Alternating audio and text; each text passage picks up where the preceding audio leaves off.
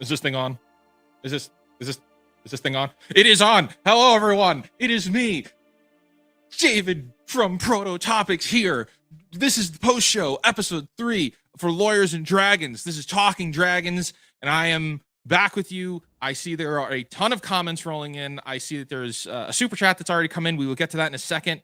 Coming off. That was a very long episode for me. It may not have felt long. It may have only been 2 hours, but that has been very much a long time coming. And there's so many details that we have to get out into the open. There's so many things we have to talk about, introduce, and then not fully explain. So we're going to go through that. I know that there are going to be a lot of questions coming in. I'd love to answer your questions, but somebody here is going to be helping me. I have a friend in the background who I'm bringing on now. Olivia, how are we doing? Hi, I'm doing good. How are you? Welcome to Talking Dragons. Great to be here. The official Lawyers and Dragons Echoes of Eternity post show. That's a very long-winded title. That's a lot. Mm-hmm. Where we basically just answer the questions from everybody that was watching and talk about like DMing style, or really KG style, Kingdom Guide style, of like how we do this and how we come up with everything and how we do voices, or how we do voices. You know, just like all of that stuff. How you traumatize people? I mean, I don't know. I don't know if it was help people trauma. have fun, facilitate fun. I know, I misspoke. It's the same thing.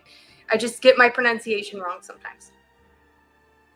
I don't think Pip was creepy. All right, I'm okay. I was watching, and honestly, I was personally offended that he like. Oh, that Rob thought it was creepy. The purity and innocence of Pip, and just like I was right. Like, oh, wait a second. His mind was literally in the sewer. So, but we love Rob for it, and we're here. Of course. And yes, let's get this show on the road.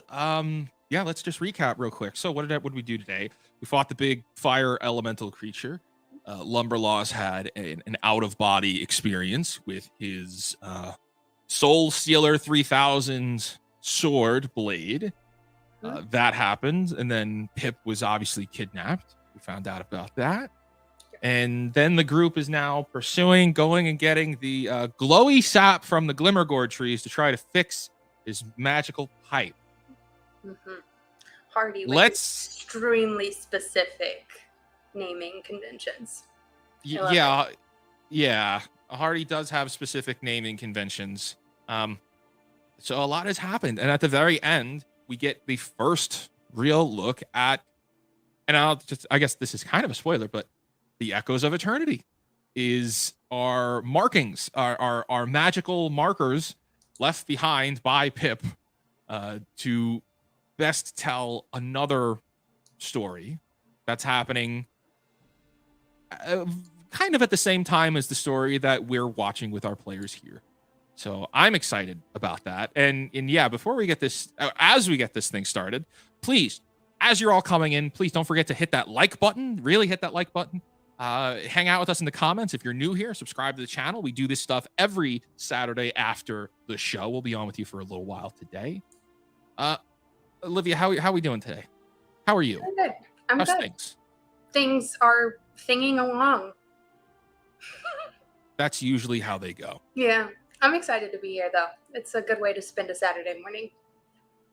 I'm currently reporting live from a hotel in the middle of St. Louis, so that is why the setup and the lighting is all just kinds of messed up. So, feeling like but for what it's worth, you coming in, you got that hotel that you're coming in at.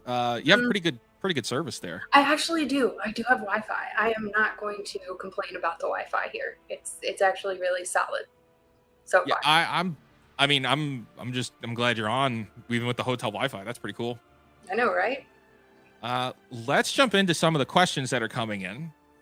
Most important question: who's going to entertain us on the 24th? Oh no, we're gonna have a hiatus week. Oh, we can't have that. We will figure that out.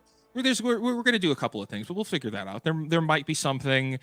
Ian and I have been talking about maybe doing something else. But we'll figure it out. Pip is not creepy. It's get it on some picket signs.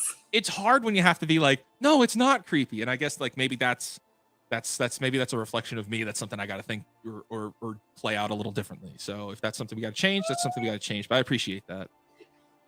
Let's see. I did see some of the super chats. We have a $1.49 super sticker. Thank you so much for that. That's very nice of you. Thank you. Vintage Willow with a $5 super sticker. Thank you for the super sticker. From 𝐂𝐲𝐃𝐃, talk more with that evil voice. I can talk more with the evil voice. I hope it's coming in like actually with the voice Oh, no, mod on. It's coming in. Because that would be really bad if I'm just like, I'm talking with the evil voice and it's not, you know, that would be fun. It's working. It's very scary. I have other voices primed here for like different things that I could show off now. Do it. Let's see if this doesn't like crash the. Let's see if this doesn't crash the whole thing. I don't know. This one's kind of important. Might come in later. This is fire. This is death. Little, you know, I'm saving that one for that's like a super smog one, which is really cool. We like that. Thank you for that. Smog, yeah. Smog. Smog the dragon. It's Smog. Smog. It's Smog, and he leaves behind Smog. Just Sarah $9.99. Rob with the Arcana check. Is there a way to do a campaign with rolling DMs if the others were in? I'd love to see them each try an episode and get to play a and DM. That is an interesting idea. That is a really interesting idea. I would love to see that happen. Probably not during this season, but maybe down the road we might do something like that. It's something that's come up that we've definitely talked about. So I do like that idea. I do like that idea. From 𝐂𝐍𝐄𝐃, $10. Yesterday turned 67 and belatedly celebrating with my L&D family and favorite DM. Well, firstly, thank you so much for the compliment. But secondly, happy birthday. Happy birthday. 67th. Happy That's awesome. birthday. That is awesome. Okay. Yes, sounds like Benedict Cumberbatch. Yes, it totally does. I love the interactive map. Well, thank you for that. The interactive map, Olivia's got some experience playing with the interactive. We've had a very good time. I need a soundboard to just beep. Yeah, that. Shameless plug.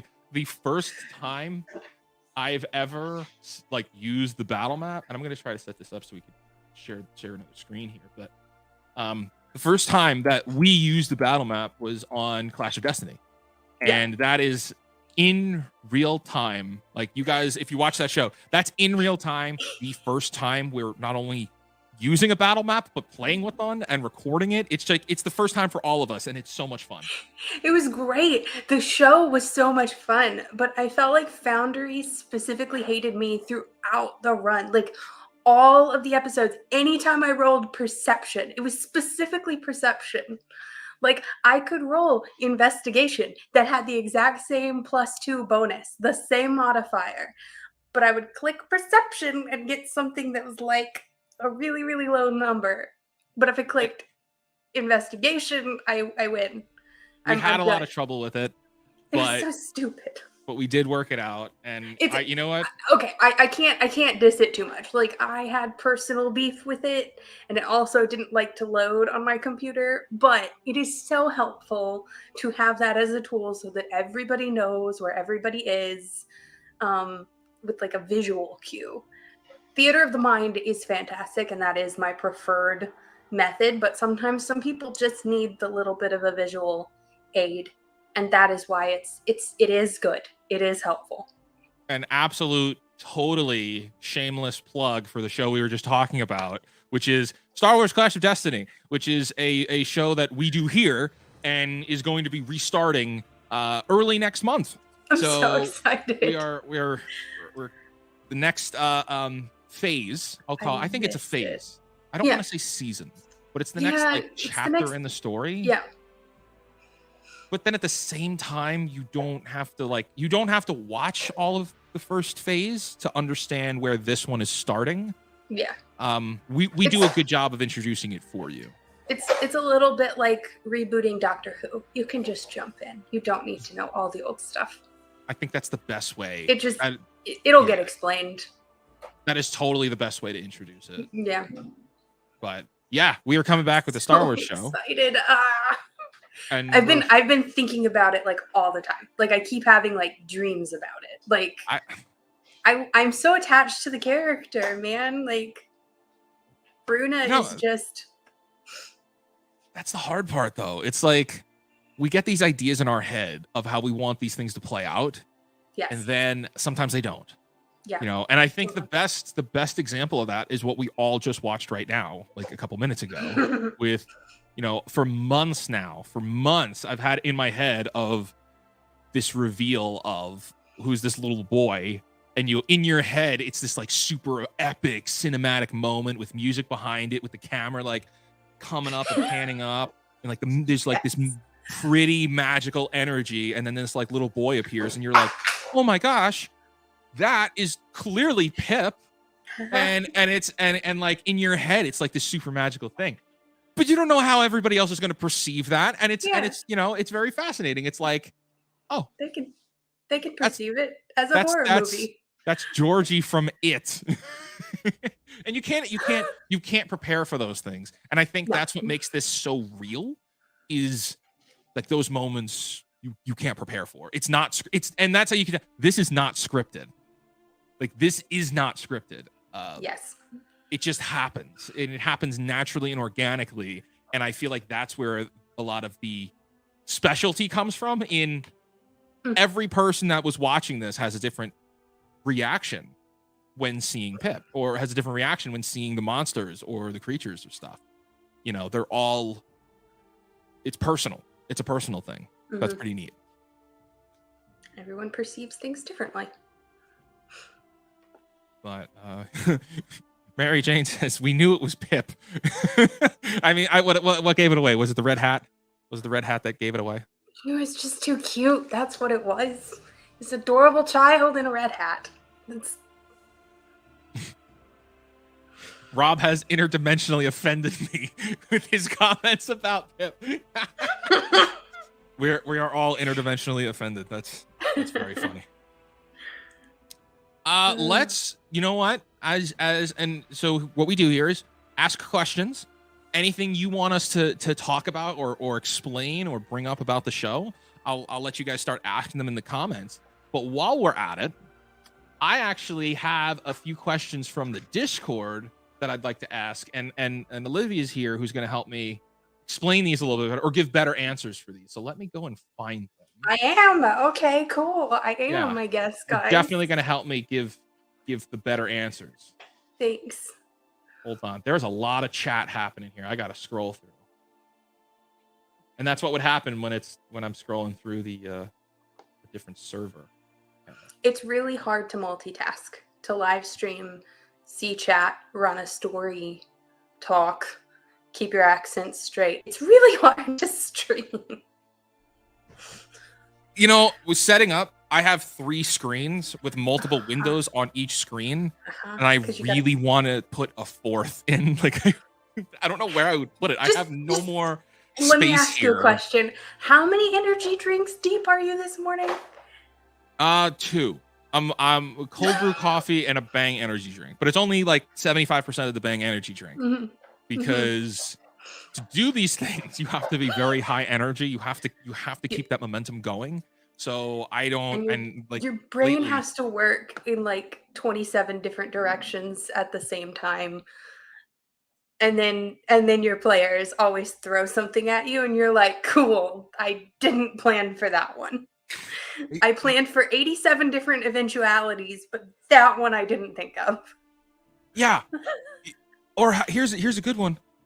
I'm watching the time, and actually one of the questions we'll get into is how do you manage time when with something like this, which is really challenging to do. But you get the hang of it. It's a good. So something that's really funny was I'm watching the time, and we're having a really good time with that fight, and that fight is really funny.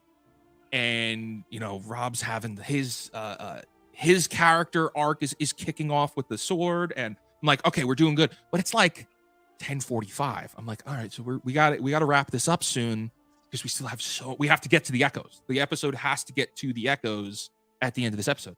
So when Rick goes up to do the command, and I'm thinking, I'm gonna let the dice decide, not one. And I'm like, oh my gosh, that's like something I never could have prepared for. Like, I have 5 other super powerful, cool attacks this guy's waiting to use, but then their creative ability out creatives my creativity. Yep. If that's a measurement. Okay, let's pull this one up here. How do you come up with NPC? Okay, this is totally an Olivia question. How do you come up with NPCs? Do you think of a character and work them in, or do you reach a plot point that needs one and make something that fits the story? This is totally. I want to hear your point of view, and then I'll give mine. Yeah. So for me, with creating NPCs, it depends.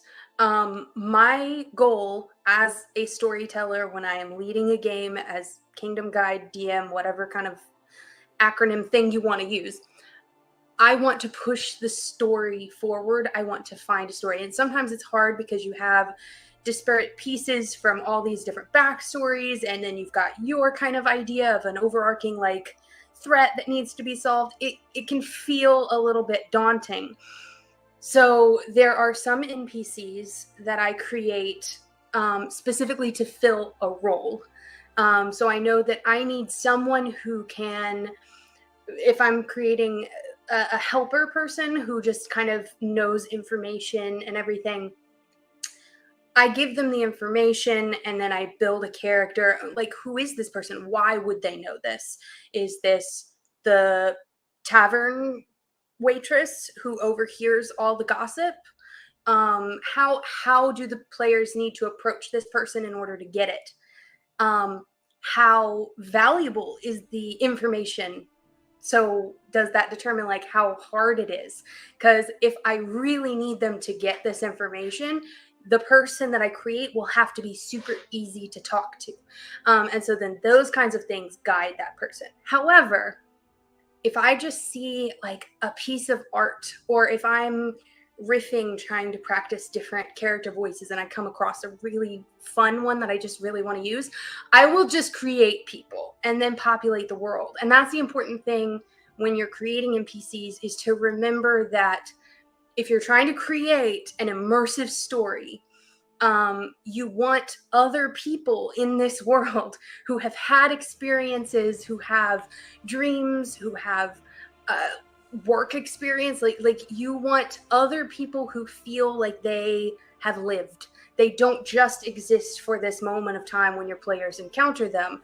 They have a past and they have a direction that they're going, and you're meeting them during this snapshot. And I saw that comment come up. NPC stands for non-player characters. So PC would be somebody like Ghostblade or Nobody. That is a character played by your players. Characters that the DM or storyteller plays, like Hardy or Pip, those are NPCs. They're non-player characters. So they're the additional tools that we use as storytellers to fill out the world, to give information, to be opponents, all those different things. So for me, creating NPCs definitely can be one or the other, where I either decide like, oh, here's a plot point. I need someone to like motivate this section, so I'll create a person. Or then sometimes I'm just like, oh, this is fun. And then sometimes they'll cross over where I'll be like, you know, I created that really wacky person who just like overshares a lot. I'm going to make them know how this happened and be able to just overshare and tell them all the details if they ask. And to further that, like, how do you come up with them? More to that, you know, starting with, well, what's the story that we're doing? What's the narrative that we're doing? Further that along, who are these people? Why are they there? Yep. What is their motivation? And like that's really the pushing point of what does this person want? For me to push the story along, I need somebody who wants something. In fact, every character, and this is what makes the best stories, is every character in your normal life, every person that you know, this is legitimate now, wants something. Why do people communicate? People communicate because they want something. We speak because we want something. NPCs, or the most compelling ones, are the same way. So they have something that they want. It might be as simple as, I want to walk down the street to my house. I want to go to the farm and pick up the pumpkins. Or I want to go and get the glowy sap, right? Why do you do things? So what are the motivations for that? And so that's where your dialogue comes from. So a lot of questions that I've seen just over the few years has been, how do you come up with dialogue? It's, well, what does the person want? So there's a lot to stretch out there, but that's an entire seminar on just honestly, yeah. I was just about to say, I was like, that could be a full day discussion on everything. Let's I see there's 2 of these super chats I want to get to from Chris. Thank you so much for the $5 super sticker. Thank you for that. From Callista, $9.99. So did the party just wander off and leave Squirrel Town still on fire? I love that question. Because we have already started releasing a module that you can play through. We've put out a couple of pieces of it. We have to put out the rest of it, where you can actually play through and save Squirrel Town. And that's what we wanted to do. The party didn't just leave Squirrel Town still on fire. The fires are starting to go out, but North Side is still under siege, and it's up to you to go and rescue them. So that is more to the story, more to the experience. Now you get to be a part of it too. That's something we wanted to do, is to create something that actually came up in the pre-show before we went live. Is, are we going to have voting in this season? Is the chat going to interact? Probably not. Probably not, because there are so many moving pieces.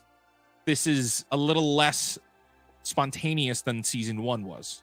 So we're not really going to have a lot of vote. There will be maybe later on in the season towards the end, but not right now. But that doesn't mean you shouldn't be a part of it. No, we created an entire way for you to be part of this canon, part of the story too. So there is that. Thank you for that super chat.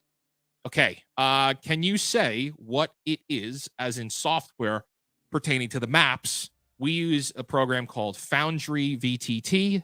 And specifically, we use a server called Forge VTT to run and host the thing online. So basically, I could send Olivia a link that lets her join and play her character. I could send a link to all of the other players that let them join and play their character. And they wouldn't need to have D&D Beyond anymore. They could just roll everything on screen here. That's very complicated, and it requires a lot of computing power, and it's a lot harder to do.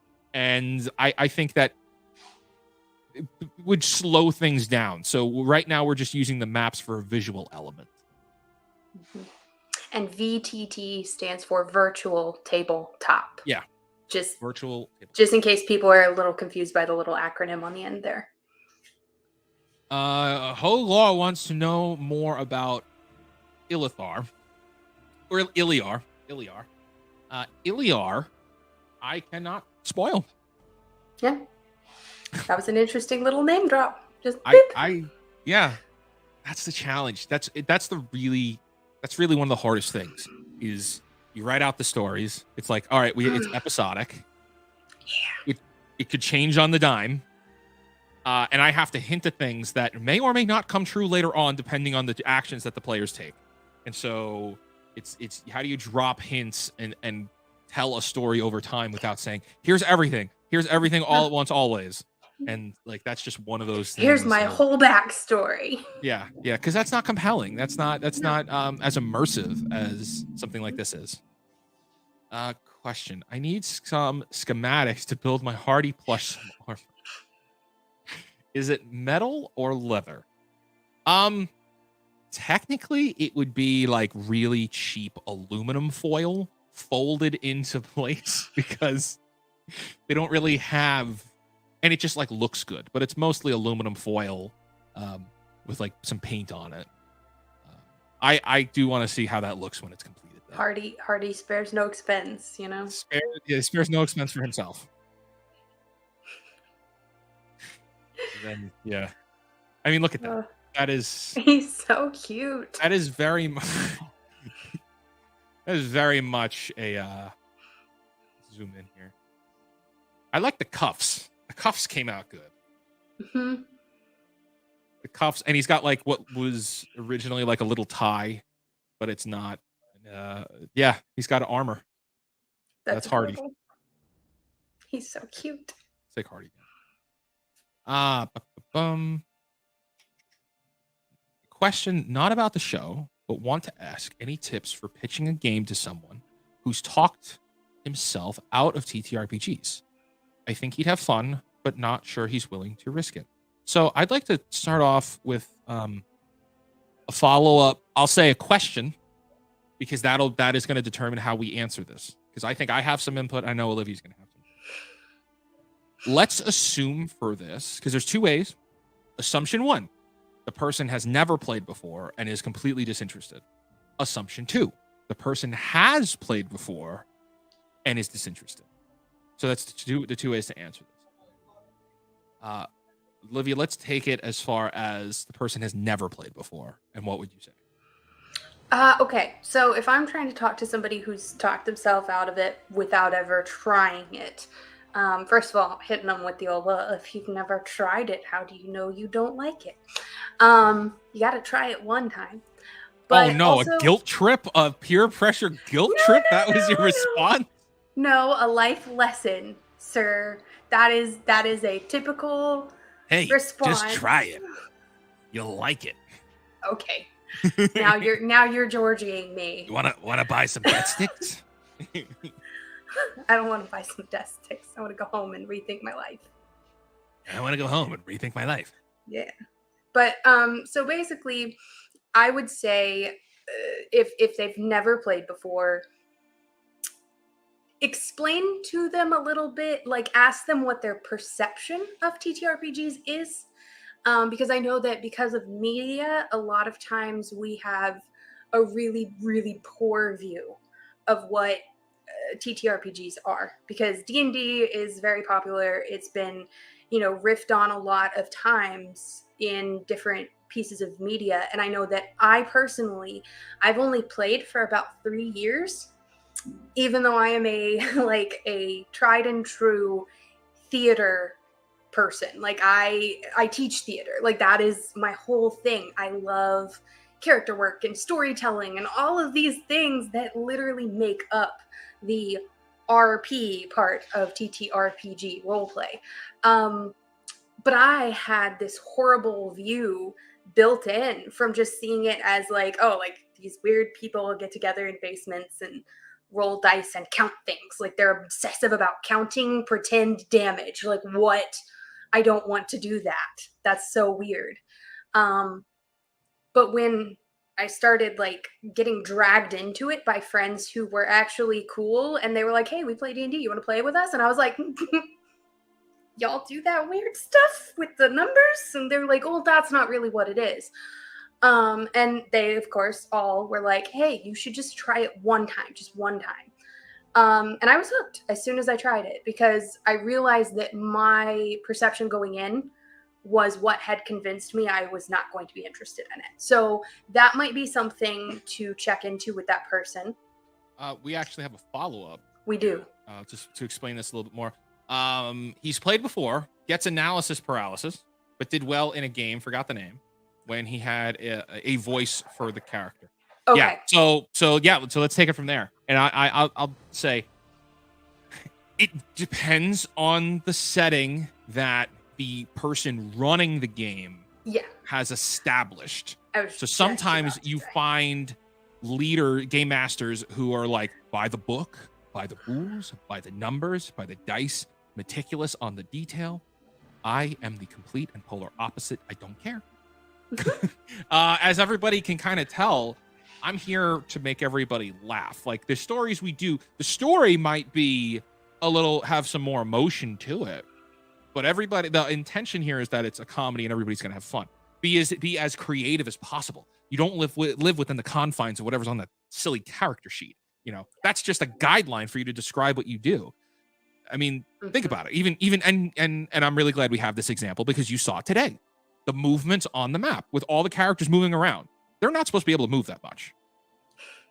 But it was fitting for them to be able to do this. It's like, okay, I should be able to do that on my turn because my turn should feel satisfying. I should have been able to do something, you know. But it's like, oh no, you moved a single square or 2 squares, and that is your turn. Now wait 30 minutes. We'll come back to you.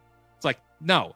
So understand the type of game or the type of setting you're establishing. If this person has analysis paralysis, then by the book and by the rules is not going to work for them. They need something a little bit more similar to what we do, which is storytelling generator, where it's doing silly voices on Saturday mornings. You know, that's much more it. It's gonna come down to what their previous experience was with the environment at the table. So if you can reassure them that it might be different, you might find that they're more open to it. Next question. How many possibilities do you normally have prepared for events like Nat 1 with the fire monster? Or is it mostly improvisation when that happens? That's a really good question. I go into combat encounters with a stat block of sorts. Most of the time I write it beforehand. And then I go into it with, here are some of the possibilities of how this ends. But regardless, it just has to end. I don't really have an ending in mind with these combat encounters. Like for instance, the one you guys all watched today where she steals Pip or kidnaps Pip. That was the only thing that I had in my mind that had to happen as far as me wanting something to happen. Like that was the only thing that I had preconceived. That the monster getting 2 nat 1s could never have prepared for, but it was funny and it worked and it helped tell the story a little bit better. So possibilities for encounters is kind of low. I kind of just run with it. It is mostly improvisation. Mm-hmm. That is one thing. As a game master, you have to really be prepared for things to not go as prepared. And so a lot of that is improvisation. David, do you have the whole season planned out? What happens to your plan when a player throws a monkey wrench into your plan? What does happen, David? I'll tell you. I'll tell you a story. A few years back, I was running a show, or I was doing a campaign, and the show was the season was ending with the players drawn up to a cliff, and they're fighting this dragon on a cliff, and the dragon flies away. But what they haven't prepared for is that they've been cornered, and there is an actual army that is marching up this mountain. There is no escape. There is no escape. Either they jump and fall, which they don't want to do, or the army meets them and they're arrested. That was how it was supposed to go. And I thought I had them cornered. I thought I had it ready. I had forgotten that one of the players had a teleportation item. And so they all grabbed each other's hands and zapped out. And that fundamentally flipped the table on everything that I had planned for the entire next season of that show. But what happens when those moments happen? You roll with it. You roll with it because it's like a challenge. It's a challenge because the players have to outthink you, and you're not competing. It's not a competition, but it's who can be more creative. Important. And I love that we have to outthink each other. It's like an outwit kind of thing, but in a productive way. And for me, I'm like, crap. But at the same time, I'm also like, crap, they haven't played me. That's well really, played. I'm impressed. Great job. So I think about it like that. And so if they can outmaneuver what I've got planned, I'm usually really impressed with it. You know, you may see my face and be like, and it's happened even within the last couple of weeks here on this show, but I tend to appreciate that very much. Oh, and the first question here was, do you have the whole season planned out? I have the outline for the whole season, but whether we stick to that or not, usually up in the air. It's usually up in the air. And you can see that on my Discord server where I post my notes every week. We post all of the notes, of what I had intended and where things went. Some of them are incomplete because most of the things live in my head, but you'll see this is my thought process. From Just Sarah with $1.99 super chat, motion for Hogue to wear the cat next week. Party's not a hat. It was a Ratatouille joke. Keep in mind that open voting gave us Bodie McBoatface. That is a name. I don't know if I have a That's a problem name. with that. That is very on brand for this group, like Bodie McBoatface. It's very on brand. Let's see. I have not looked at Discord in a couple of days. Is the PDF ready? If not, do you need any help with it? I have no idea what I'd be doing, but I could probably fake it. Well, I appreciate the offer to help. The PDF is not active yet, but it'll be coming within the next couple of weeks. We are being very careful with how we put everything out there. Right now, the best place to get everything is the Discord server, and there's still plenty of updates that need to come and hit that. But yeah, we've got a lot of work to do there. I can't really answer everything on, but we're getting there. It's a lot. It's just so much. It's too much. It is. Does Foundry require money? If yes, does everyone have to sub or just the GM? That is an excellent question. Foundry costs a one-time $60, or at least that's what it was a few years back when we did buy it. It's a one-time purchase for the Foundry program. It's about $60. It may have gone up. Do not know. And then you basically install that to your computer. You can build everything out. There are add-ons and plugins that you can take to really rig the thing to do what you want it to do, and it turns it into a video game.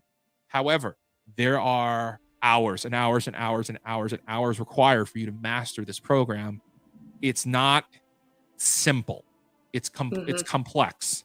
And that's the point, because I've seen people literally turn it into video games, like with motion animatics and graphics and VFX, SFX. It's amazing. And that's the thing. You have a sandbox. The size of the sandcastle you build is entirely up to you. But not everyone has to subscribe. Yes. After it is purchased, the person who has purchased it can send links to their players to join live games. Here's a really interesting question. So was the guy Lumberlost met in the Sword, or was he transported to Infinity? That's a good question.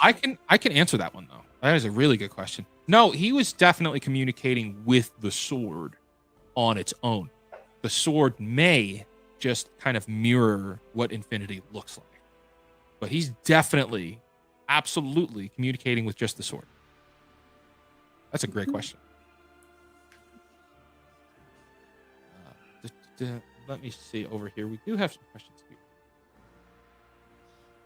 I don't know where you're pulling these questions from. So. Oh, I'm pulling the other ones from Discord. And here's one for you. How do you decide on what voice to give an NPC?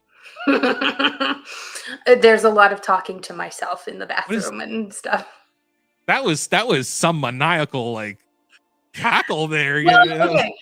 So for NPCs, it can vary. I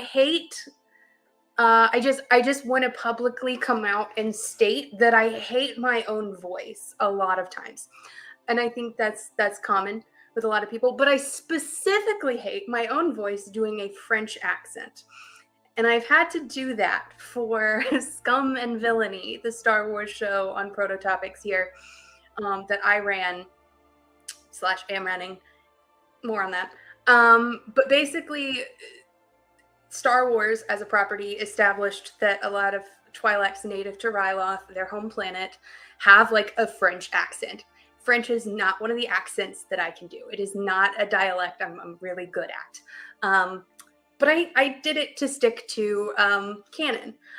In fantasy, if there is a kind of accepted, elves are traditionally British and very snooty, and they sound rather light and elegant, I like to flip that on its head. I have one character that is actually my character that I've played before, Serona, and she really talks about this because I sat down and I looked at my character sheet And I looked at all of the sorts of languages that she knew, and she knew like 5 different languages. And I was like, what do each of these sound like? And then I like kind of just did some accent work and made this amalgamation of a horrific sounding accent. Obviously, it's very cute and it's very fun, but it's really weird. And I practice it a lot. And now, because Serona is, oh, I love Serona too. Thank you. And now, because Serona is so like chaotic, when I am doing something that I might feel like in everyday life, like if I'm buying chocolate for myself at the grocery store, I will very quietly to myself say, I'm going to buy myself a little bit of chocolate.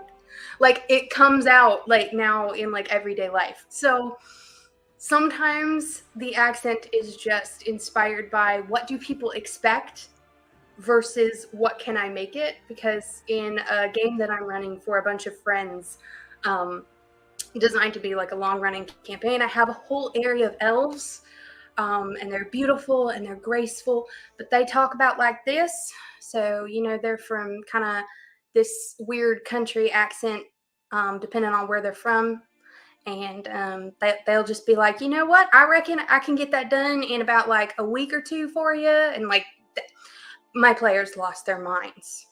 And one of my players is actually playing an elf from that area. And so she's like, I don't know, y'all. And it's hilarious. So I just play around with the voices. And you don't even have to be able to do accents to do good voices. I know that that's something that some people really struggle with. They're like, oh, I want to do that, but I can't do accents. And it's like, it's fine. Change the way that you phonate. What? Sensitivity with voices? With this group? I would never have guessed. I know. Like, God, they crucified you for the... I don't remember Fiegel's accent. It's a fantasy accent. That's the other thing that I will always die on the hill. If somebody throws a fit about my accent being not accurate or perfect, first of all, I'm a DM. I have a million other things going on. Getting every accent exactly perfect, not always possible. It's just an inhuman request. On the topic of but they're not from a chat real place. volatility.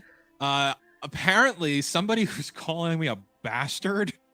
Like what? After what happened with Pip last episode, and I think that's hysterical. Having Pip get kidnapped is like somebody I have not seen it. I was told, so it's technically hearsay, so it may never have happened. But I trust the source, and I think it is hysterical. That I want to know who that was. I'm not inviting more negative name calling, but that can really get to your head. Yeah. Oh, no. That's well, yes. So yeah, name calling is not fun, but I think that's actually funny because the kind of visceral response it shows that you've done your job really well. That you got them attached to a fictional character, and then when you took it away, they got mad. It kind of feels good on one hand. You're like, I did it. It definitely feels some type of way to see that play out that way. Yeah, but at the end of the day, if I get an accent wrong, it's a fictional land.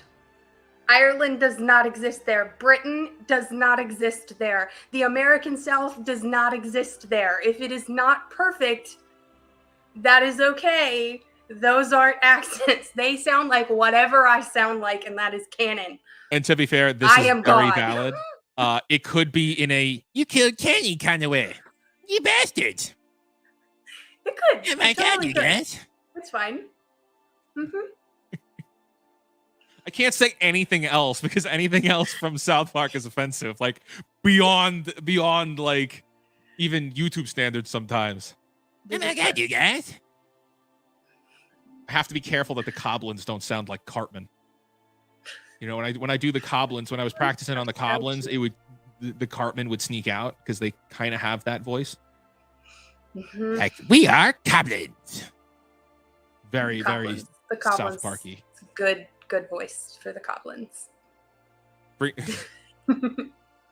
This is a good. Yeah, bring out the beep again. Yeah, but if there's a delay, it ain't gonna sound good. All right, we did have some more questions I would like to get to. Yeah, I'm sorry. I talked for a really long time. No, that was perfect. Looks like Foundry is $50 US. Now it's for a game with unlimited players who don't have to buy it. Yeah. All right, so let's talk about that a little bit more. If you purchase Foundry for $50, which by the way, may or may not exist for more than 5 years, so think about that with your investment. That being said, it's a great tool. We're going to be using it here. A lot of our battles are going to be used with battle maps. I can't guarantee all of them, but you will then need to set up a way for other players to join it. Now, you could do this on your home network server. So you need to know IT, you need to know networking on your internet to build it. Colossal pain in the butt. Or you can run the game using a paid server which the one we use is Forge VTT. So there are some other things. Again, like I said, it's not simple. It's complex for you to do complex, amazing things. And it can be complex for your players, because I know that some of the problems that I personally experienced is because my laptop couldn't really run it. It could. It really was struggling. My hamsters were running, trying to power my computer, and we lost a lot of good hamsters. We did that. Oh yeah, hamster down. Disclaimer: no hamsters were harmed in the making of Clash of Destiny. No, she has a series of very small goblins that are powering her computer. Serone is their overlord. She pays them in chocolate. Okay. $5 super chat. Not sure if you have answered this. What do you use to generate the graphic visuals? They are beautiful. We do a couple of things. So some of them are handmade. Some of them we have artists do them, but most of the ones that you've seen on screen lately are done through Midjourney, which is AI art, which is artificial intelligence art. And I do it. People like Runkle does it too. So Ian does it as well. And it's a valuable tool, but it's something that you're never going to see anywhere other than like our content. Like we're never going to publish any of this stuff because the copyright ownership of AI art is still very much up in the air and will be for a very long time. And that's a completely separate discussion. But yes, we use AI art, and I have figured out how to use specific terminology and specific phrasing to get the results that I'm looking for. Most of the time. Most of the time. He's been sending me some pretty cursed images that AI can come up with occasionally. It's horrifying. And with that, I have all of them in front of us. Like I have it all here. I could throw it up on screen. Please. This is AI art when I put in the description that I want for Teska. when I put in Teska, this is what I get. Honestly, Matt's character from our Star Wars show. That's kind of on brand for him. Or how about this though? This is you got to show the Runa art. No, the cursed stuff. No way. That's horrific. Many of you know who Isaac is. Isaac is my business partner. We run Prototopics together. We do some live streams. We run a podcast on here. This is what it gave me when I gave him all I said it was, here's a picture of this man. Turn him into a Jedi. And this is what it gave me.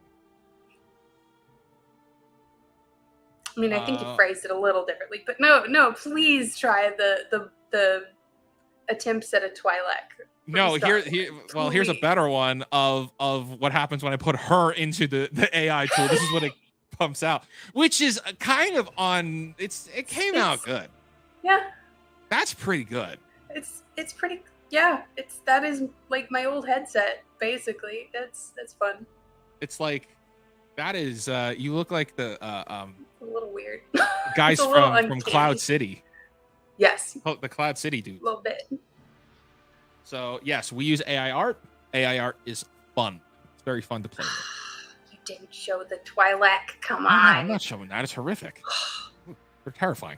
Roll20 is a completely free alternative. You can pay for upgrades, but the base is free. That is true. I recommend against Roll20. I've never liked it. It's a little tough. Just don't.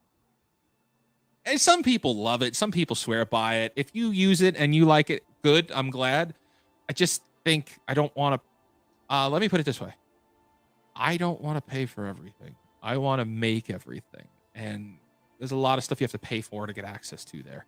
Whereas Foundry is a little more whatever you can come up with. Like, you could turn Foundry into a video game. So that's really neat. Question: how surprised were you when nobody issued the command to extinguish and the beast rolled a nat 1? Did you have more planned for the monster? Lots of loaded questions. So how surprised was I? Not very, because that is nobody's brand. That is his thing. He just wants to command everything around. It's very much in character. So I wasn't surprised about that. What I was surprised about was getting the nat 1. See, and also I want to, that's why I have him read it, because command is only supposed to work on humanoids. As far as I remember, I think it's only supposed to work on humanoids. And if it works, like, it's not supposed to work on elementals. Yeah. And it only works for one round. And it only works for one round. It only obeys for a round, and then it regains its composure. Let's go through it, because that's a really good. What? It's let's go through it. Let's take a look at what the actual spell is, because I don't even remember. Like, all I know is that there's a lot of things that come along with it. So, command: you speak a one-word command to a creature you can see within range. The target must succeed a wisdom saving throw or follow the command on its next turn. The spell has no effect if the target is undead, or if it doesn't understand your language, or if your command is directly harmful to it. See, that would have been a caveat there. Yeah, I was going to say. That would have been a caveat. So technically, we could have said that no, command didn't work, because that would have been damaging. Some typical commands and their effects to follow. You might issue a command other than one described here. If you do so, the DM determines how the target behaves. Approach: target moves towards you. Drop: the target drops whatever it's holding. Flee: the target flees. Grovel: the target's prone. Halt. So yeah, there's a lot here to this spell. Yeah, and it only, the duration is only for one round. So it follows the command on its next turn, but it is only good for that turn. So its will returns to itself after that. Maybe I'm just like so out of like the D&D playscape now. Like, I just don't really care for things like that that are overpowered. Like, it's there's a series of spells, and like, you'll know a bunch of them too, that uproot momentum, and that's one of them. That's one of them. So, I'm just we just play it off for fun. But normally, like, that could really be abused if used negatively. Here's a $10 super chat. Played D&D with my son 25 years ago. Loved painting miniatures. Well, Annabelle, I appreciate that. Thank you very much for the super chat. And that's a lot of fun. Painting minis is a lot of fun. I did it for the first time last fall recently? at a con. I went to Dragon Con in Atlanta, Georgia, and they had a thing there. There was a charity set up where you could donate some money and then have a little figure, and they would put paints on your plate, and you would sit there and paint them like professional style, like little alcohol paints. And we did it twice, like 2 days in a row with friends, because it was just such a wonderful way to like unwind from the chaos of this mega convention. But it was so fun, like all tiny, and like you could just make it look however you wanted. Very, very like focusing, like it really, really centers your focus.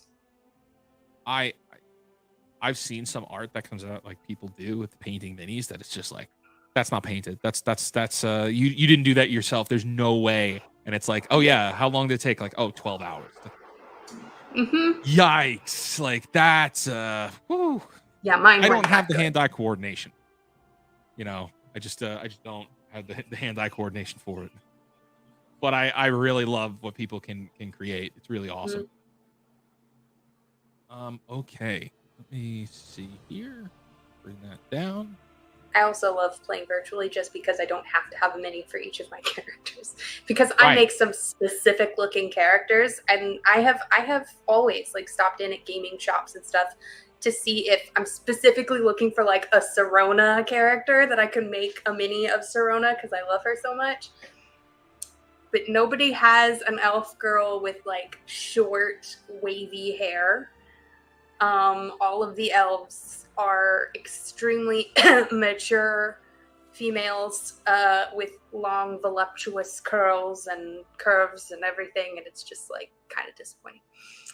But minis are fun when you can find ones that look like your character. Here's a question, and we're probably gonna tie some things up here. I understand why the cliffhanger. Oh, wait, nope, hold on. Gotta find the actual question. How do you decide where to end an episode and a season? Ooh, that's a good question for you. So, I have usually in my head of here's the story, here's the journey, here's the story, but it's a show, right? So you're writing for TV, you're writing for episodic stories. That means each one has to have a beginning and an ending, and they all have to tie back into the main thing, and it has to be the same characters who are going through different experiences every single time. So as I tell the main story, I just chop that up into pieces and make sure the most emotional points is where each one ends. And so each one ends close to or on a story point. Also, you got to remember, we're only doing this for X amount of weeks, right? For the season. So it might be maybe 12, 13 weeks.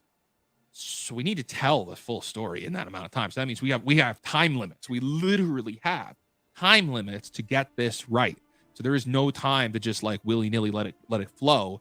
Sometimes you got to be a little bit more pushy with it, and not pushy, but sometimes you got to be like nudging them in the right direction because they have to make the decision themselves to continue along. So that's how we strategize that. And normally I want to make sure that you do any cliffhanger. What's the point of a cliffhanger? To get you hooked so that you got to come back and watch again. So every time we do a cliffhanger, that's why. We want everybody to just, boom, you have that moment of, oh, I got to watch next week, know what happens. Oh, crap. And as long as it's within reason.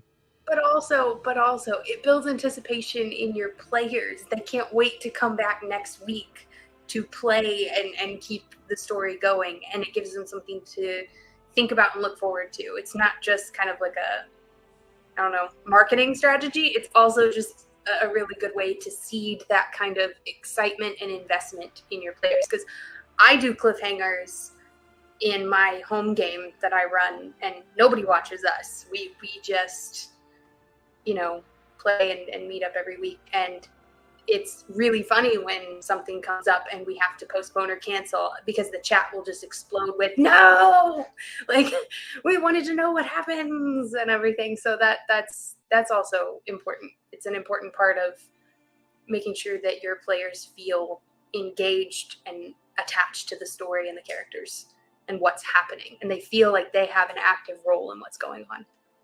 Yeah. And we're going to keep doing them. Yeah. We're not going to stop. We're going to keep doing some cliffhangers. So now I did see a few other questions here we will answer. How many games are you GMing and how many are you currently a player in? Well, I'll go first. Right now, I'm only GMing this one, and I'm not playing in any others yet, but I will be GMing this in a couple of weeks. We'll just keep showing it. Like this is the big one for us. This is very important for us, or at least I know it is for me. I have a feeling it is for her too. It's so important for me. That's probably it. I won't be really playing in any campaign. I won't be a player in any campaigns for the foreseeable future. I'm just going to be running these two shows, the Lawyers and Dragons, and then the Star Wars show. Mm-hmm. And then for me, I am currently running 2 games with a third starting for some students that want to play a game over the summer. And then after that, I'm currently playing in like just one active campaign, but I'll be playing on Clash of Destiny as Runa, my character from before. And then I don't know, maybe some other games or appearances here and there. Yeah, and while we're on it, if you're not already part of our Discord server, you should join it, because you're going to get access to a lot of the things that we're doing for Lawyers and Dragons. There's more content there. We're building a community there for Lawyers and Dragons and being able to play in these games yourself. And you could join that right now by going to prototopicparty.com, or more importantly, do it after the stream is done. And we will see you over there. I am very active in it. It is your direct access to me to ask questions, and it's a really good way to continue growing the community. Let's see. We've got one more question, and then we're going to tie up today's stream. Will anyone get to level up? Everyone does level up. Everybody in Echoes of Eternity has been leveling up. They're at level 6 now, and sometimes I might announce during stream if they've leveled up, but mostly no. Mostly we will do it off camera, because it's more momentum for them off screen. We don't want to slow things down for you when we're streaming. It's very the process tedious. of leveling up is tedious, and you've got to make choices as a player.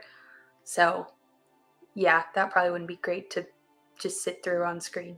Oh, here's a good question. Do you have to subscribe or pay to join the Discord community? No, it is joining the Discord is free. We do have a membership tier where you get access to additional content, but being part of our community is totally free, and we want you to be a part of it. We want it to be as accessible for everybody as possible. So and that's where you get our free game. Like, we have our Campfire Kingdoms game is there for free for you to play with and invite your friends to. So it's very fun. It's a fun place to be.